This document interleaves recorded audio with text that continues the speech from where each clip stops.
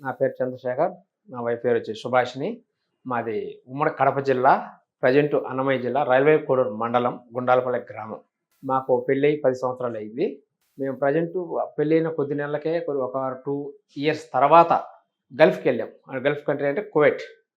కువైట్‌లో కూడా మేము ట్రిప్ కేవలం పిల్లల కోసం మాత్రం వెళ్ళాం. సంపాదన కోసం అయితే కాదు. అక్కడ కూడా మన కేరళ డాక్టర్స్ దగ్గర మేము ట్రీట్మెంట్ తీసుకున్నాము. దాని తర్వాత అయినా మాకు పిల్లలు పుట్టలేదు. ఆ తర్వాత మళ్ళీ ఇండియాకొచ్చేసాము. మా రైల్వే కోడూరు మండలానికి. అక్కడి నుంచి తిరుపతి మాకు దగ్గర, పెద్ద తిరుపతి. అక్కడ చూపించుకున్నాము. అక్కడ మాకు కలగలేదు.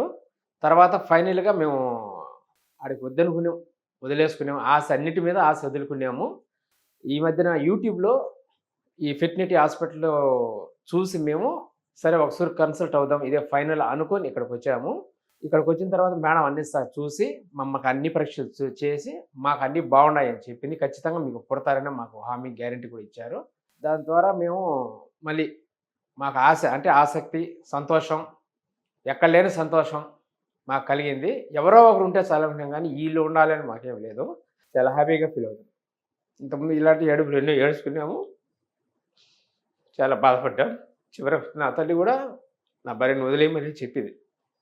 కానీ ఒక ఆడబిడ్డను ఏడిపించడం ఇష్టం లేక వదిలేసి ఏమైపోవాలి. తనకు కూడా అన్నదమ్ములు ఎవరు లేరు.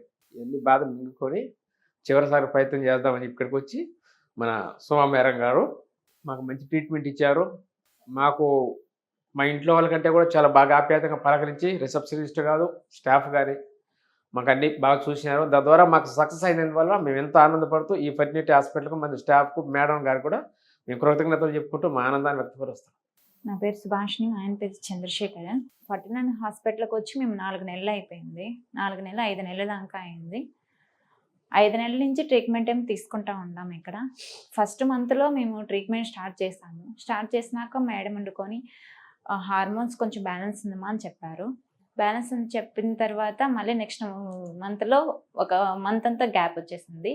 మళ్ళీ నెక్స్ట్ మంత్‌కు మళ్ళీ రమ్మని చెప్పేసి మళ్ళీ మేడం ట్రీట్మెంట్ స్టార్ట్ చేశారు. మేడం ట్రీట్మెంట్ స్టార్ట్ చేస్తానే అంతా ఓకేగా ఉంది. ఇంకా కంటిన్యూ చేస్తామని చెప్పేసి కంటిన్యూ చేశారు. మేము ఎన్నో కలలకు అనుకున్నాము. ఎక్కడెక్కడో చూపించుకున్నాము. మాకెక్కడే గానీ సక్సెస్ కాలేదు. 49 హాస్పిటల్‌కి వచ్చాక సుమా మేడం దగ్గరికి వచ్చాక మాకు చాలా అంటే చాలా ఆనందం కలిగింది అసలుకు. మేడం చూస్తాను నాకు నమ్మకం వచ్చింది.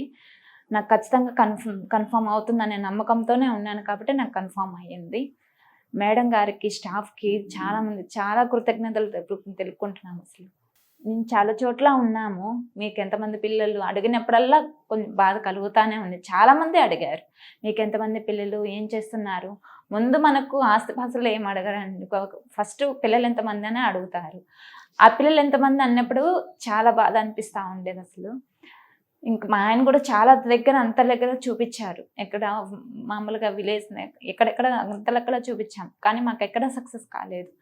విజయవాడలో 49 హాస్పిటల్‌కి వచ్చాక మేడం దగ్గరికి వచ్చాక మాకు సక్సెస్ అయ్యింది.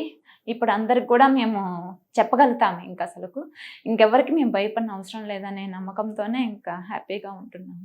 ఎవరికైనా కూడా పిల్లలు లేకుండా ఎటువంటి బాధలు పడుతూ ఉన్నా విజయవాడ 49 హాస్పిటల్‌కి వచ్చి ఖచ్చితంగా 99% సక్సెస్ అవుతుంది. సుమా మేడం దగ్గరికి వచ్చాక ఖచ్చితంగా కన్సీవ్ అవుతారు. ఇక్కడికొచ్చి ట్రీట్మెంట్ స్టార్ట్ చేయండి. చాలా మందికి కృతజ్ఞతలు చెప్పుకుంటాను నేను అసలు.